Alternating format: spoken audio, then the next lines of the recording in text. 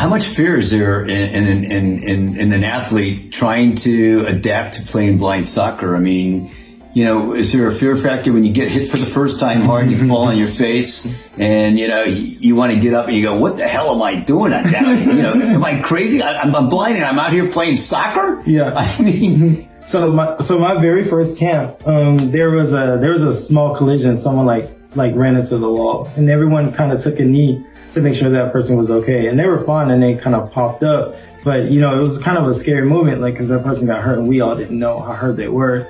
And I was sitting on a bench at the time and coach immediately looks at me and she's like, all right, Antoine, you ready to go in? And I'm like, no, but I got out there and kind of shook the nerves off. But once you play a little bit more, it gets a little bit easier. And once you learn how to protect yourself, it gets very easy.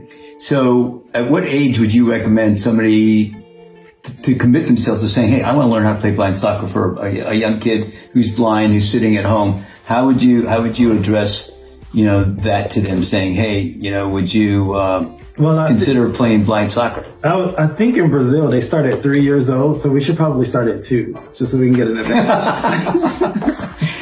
So what we ought to do is make sure all the 2-year-olds in the United States start playing soccer, blind soccer. Just get them introduced to the ball. All right, so America, listen to that. If you have a young boy or girl at home, he's 2 years old, give him the ball and start getting him to play, because you know what?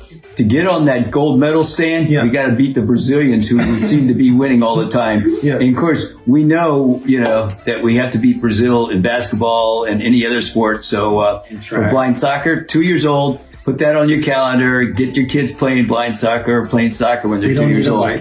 Huh? They don't need a bike. They don't need a bike. They need a soccer ball. Soccer ball. So let me, I'm going to tell you how. So I'm an entrepreneur. And I run a foundation, and you're going to speak to a guy who has a lot of money, that has a foundation. Could you just tell him one thing that would change his mind to say why he should commit to giving you, the United States Olympic blind soccer team, money to support that initiative, when a lot of people don't know about blind soccer? There's no marketing value in it today. What would be the reason why I would want to do that? I would say for someone like me, right, I lost my vision in 2010. And in that point, I'd never been to college up until that point, just finishing high school. And I was lost. I didn't know what to do. But finding sport gave me the confidence to do some amazing things. Like now I have my own private practice called Legendary Youth Counseling. And I'm also working on my PhD in clinical health psychology. So that I help, others kind of get active and get moving and understand like the value of sport and like how much even just me participating and just giving me so much confidence in knowing that I can accomplish anything. So I think from that standpoint, sport gives everyone the ability to like achieve. And once you realize that, like anything is possible.